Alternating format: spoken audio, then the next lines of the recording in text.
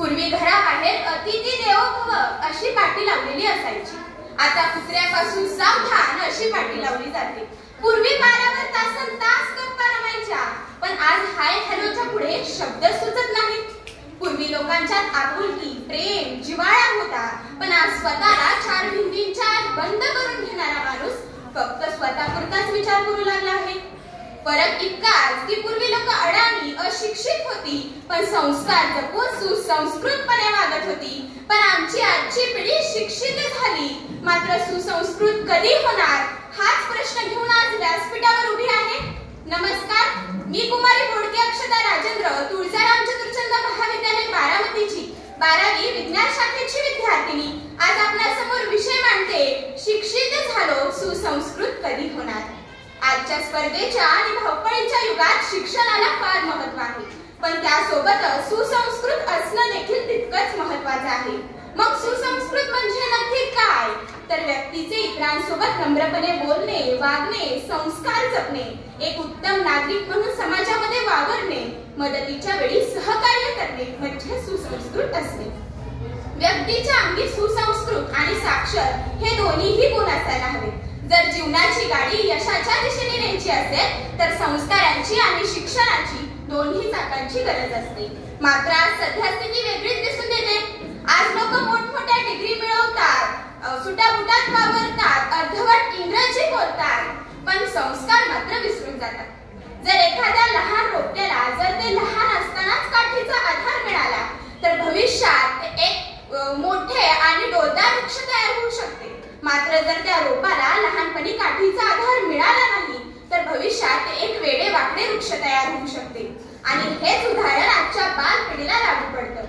जर लहान मुलांना आपण त्या वयात चांगले संस्कार, नीतिमूल्य, तणावमुक्त शिक्षण, वागण्यातील तत्व, बोलण्यातील ममत्व या सगळ्या गोष्टी दिल्या तर भविष्यात त्याच्या जीवनाला एक वेगळे महत्त्व प्राप्त होऊ शकते.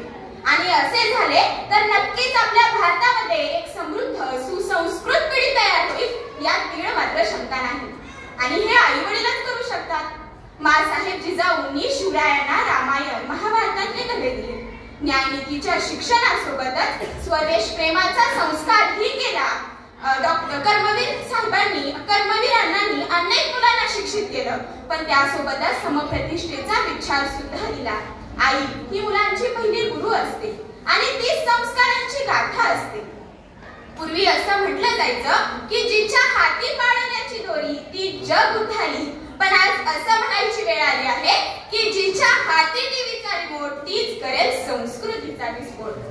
दम निकले इस देश के खातिर बस इतना है अरमान, एक बार इस राह में मरना 100 जन्मों के है समान, असं ठणकावून सांगणारी राष्ट्र माताचा जुळली नाही ही वस्तुस्थिती आपण लक्षात घ्यायला हवी. एका कुटुंबामध्ये आई वडील आणि त्यांची 2 मुलं राहत होती. आई वडील दोघेही नोकरी करत होते. आयुष्यभर पैसे कमवत बसले, मुलांना कधीच वेळ दिला नाही. शेवटी दोन्ही मुलं डॉक्टर, इंजिनियर झाली, परदेशात जाऊन सेटल झाली. आता आई वडिलांचं वय झालं होतं. रोज मुलांना फोन करायचे, आम्हाला तरी परदेशात घेऊन जा, नाहीतर तुम्ही तरी भारतात या. मुलं काय भारतात आली नाहीत आणि आई वडिलांना सुद्धा परदेशात घेऊन गेली नाही. एक दिवशी आई जग सोडून गेली. बाबांनी वडिलांना फोन केला की जिवंत होती तोपर्यंत आला नाहीस, आता शेवटचं बघायला तरी या. एक मुलगा आला, आईला अग्नी दिला आणि लगेच परत निघाला. वडील म्हणाले, 10-15 दिवस थांबशील का? घरात बोलायला माणूस उरला नाही, निदान सवय होईपर्यंत तरी थांब. मुलांनी वडिलांच्या हातात 50,000 रुपये ठेवले आणि म्हणाला, आईचा फोटो पेपर मध्ये द्या, आमच्या दोघांची भावपूर्ण श्रद्धांजली म्हणून नावं टाका, गावाला गोडधोड जेवायला घाला, पण 10 दिवस थांबता येणार नाही. वडील म्हणाले, आईने 9 महिने पोटात वाढवलं, लहानाचं मोठं केलं, त्याचं कधी भाडं मागितलं नाही. आम्ही आयुष्यभर तुमच्यासाठी कमवत बसलो, त्याचा कधी हिशोब मागितला नाही आणि तू हातात पैसे टिकून निघालास. मुलगा म्हणाला, बाबा तुम्हाला आठवतं का, शाळेत पहिल्यांदा भाषण करणार होतो, तुम्हाला म्हणलं बघायला येता का, तर तुम्ही माझ्या हातावर 50 रुपयाची नोट ठेवली आणि सांगितलं बाळा वेळ नाही. मॅडमनी तुम्हाला प्रगती पुस्तक बघायला बोलवलं, तेव्हा सुद्धा तुम्ही वेळ नाही सांगितलं. मला जेव्हा जेव्हा तुमच्या कौतुकाची, तुमच्या आधाराची, तुमच्या हाताची गरज होती, तेव्हा तेव्हा मला तुमचा वेळ मिळाला नाही. माफ करा, आज मलाही वेळ नाही. ही आजची परिस्थिती आहे.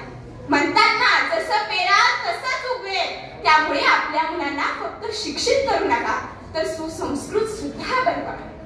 आज आपण बघत आहोत अनेक तरुण मुलं आत्महत्या करतात. याचं कारण म्हणजे चुकीची संगत असणं, आई वडिलांशी संवाद नसणं. आज आई वडिलांच्या अपेक्षाच्या ओझ्याखाली मुलं जगू लागली आहेत आणि त्यामुळेच मिळालेलं अपयश त्यांना इतकं खचवून टाकत आहे की आत्महत्या करण्याचं चुकीचं पाऊल सुद्धा मुलांना उचलावं लागत आहे. त्यामुळे घरामध्ये सुसंस्कृत वातावरण असायला हवं, तणावमुक्त वातावरण असायला हवं, नात्यांमध्ये आपलेपणा असायला हवा. आयुष्यातला सगळ्यात मोठा निर्णय म्हणजे लग्न. पण आज लग्न सुद्धा टिकत नाहीये ही शोकांतिका आहे. नव्याचे 9 दिवस चांगले जातात, नंतर तू इतकं कमवतो, मी इतकं कमवते अशी तुलनात्मक वैचारिकता आणि नंतर घटस्फोट, जी आपल्या भारतीयांची संस्कृती नाही. पण आज घटस्फोटचे जास्त प्रमाण हे शिक्षित लोकांच्यातच दिसून येत आहे. त्यामुळे शिक्षित असण्यासोबतच सुसंस्कृत असणं देखील तितकंच महत्वाचं आहे. सावित्रीबाई फुले, डॉक्टर बाबासाहेब आंबेडकर, ज्योतिबा फुले यांनी लोकांना शिक्षित केलं, शिक्षणाचं महत्त्व पटवून दिलं. का? कारण जर समाज शिक्षित असेल तर भारताचा विकास होईल. पण आजचे तरुण फक्त स्वतःच्या विकासासाठी शिक्षण घेत आहेत. 2 दिन की जिंदगी और 4 दिन की जवानी, ऐश करो यारो, हेच आमचं आजचं घोषवाक्य बनलं आहे. आणि आता गरज आहे की सुसंस्कृत बनण्याची. माझं सगळ्या पालकांना सांगणं आहे की आपल्या मुलांना फक्त शिक्षित करू नका, त्यांना वेळ द्या, त्यांना सुसंस्कृत बनवा.